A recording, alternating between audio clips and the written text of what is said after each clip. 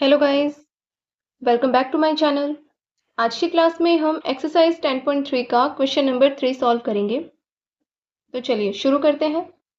Find the projection of the vector I cap minus j cap on the vector I cap plus j cap. First vector को मैं मान लेती हूँ vector A और second vector को मैं मान लेती हूँ वेक्टर बी। मुझे वेक्टर ए का प्रोजेक्शन वेक्टर बी पर फाइंड आउट करना है।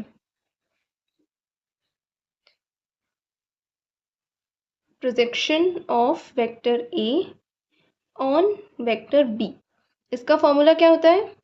Vector A dot B cap, यानी कि बी का यूनिट वेक्टर।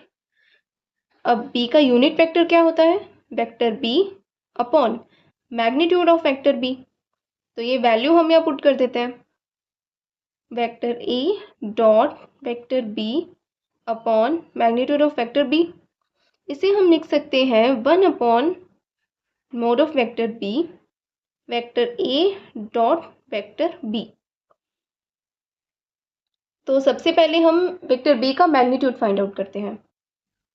वेक्टर बी का मैग्नीट्यूड क्या होगा? अंडर रूट 1 का स्क्वायर 1 प्लस अगेन 1 का स्क्वायर 1, यानी कि √2। अब देखिए, अब हमें वेक्टर ए और वेक्टर बी का स्केलर प्रोडक्ट फाइंड आउट करना है।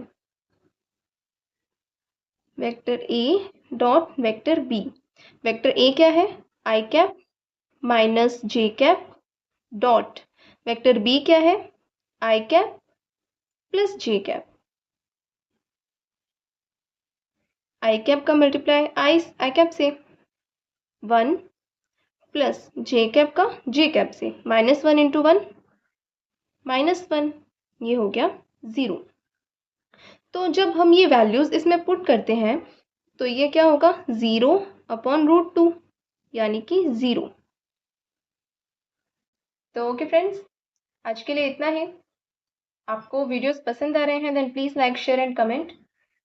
और अगर आपको कोई भी डाउट है किसी भी क्वेश्चन में तो आप मुझे कमेंट करके पूछ सकते हैं। Thank you for watching my videos. Thank you.